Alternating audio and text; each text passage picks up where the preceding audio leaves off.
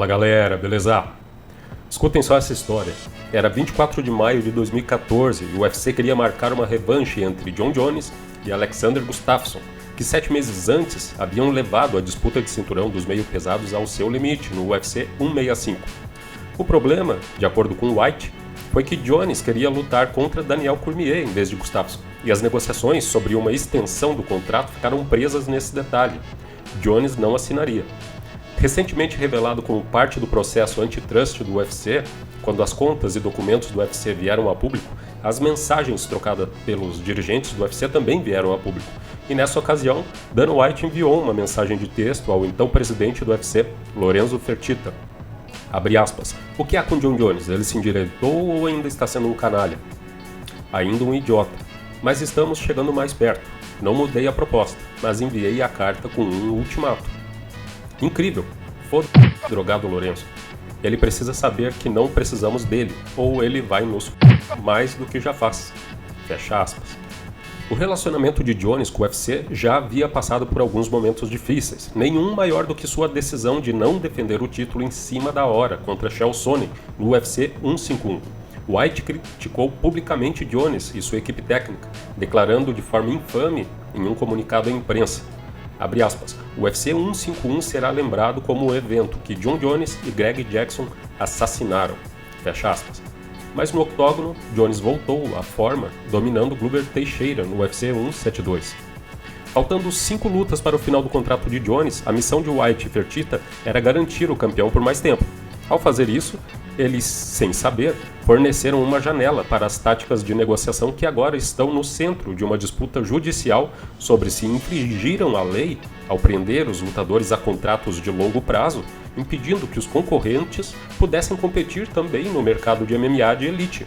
Os demandantes do processo antitrust do UFC alegam que tais contratos faziam parte de um esquema ilegal para diminuir os salários dos lutadores e buscar indenizações do UFC que poderiam totalizar mais de $1 bilhão. A expectativa é que o caso vá a julgamento ainda em abril desse ano. Jones e o UFC ainda estavam a 1 ano do que tornariam o maior teste de estresse da sua parceria, um acidente que deixou uma mulher grávida com o braço quebrado e Jones tendo que enfrentar uma pena de prisão. Mas o futuro membro do Hall da Fama já era uma pedra no sapato de Dana White. Mais tarde, Jones ficaria afastado por mais de 3 anos, de fevereiro de 2020 a março de 2023, em meio a outra disputa contratual com o UFC, sobre seu pagamento potencial para uma superluta com o então campeão peso pesado do UFC, Francis Ngannou. Dana White novamente criticou publicamente Jones na época, alegando que ele pediu uma quantia obscena de dinheiro, algo em torno de 30 milhões ou o valor que o campeão de boxe Deontay Wilder iria receber por uma luta contra Tyson Fury. White também insinuou que Jones realmente não queria enfrentar Ngannou, dando a entender que tinha medo do lutador camaronês.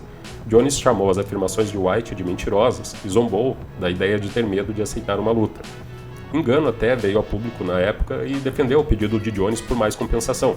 Em entrevista ao site TMZ, Ngannou disse que, abre aspas, acho que faz sentido. Acho que para uma mega luta todo mundo gostaria de ter um mega pagamento. Eu quero essa luta, eu gostaria de ter um bom salário.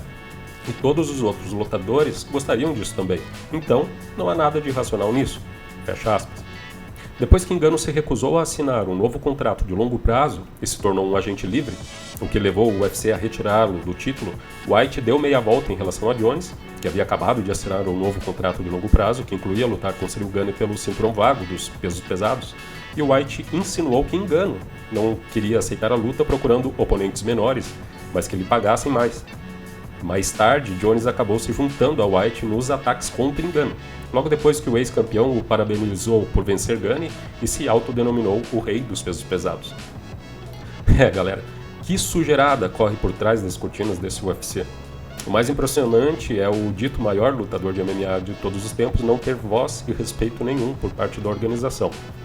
Mas deixem aí nos comentários a opinião de vocês.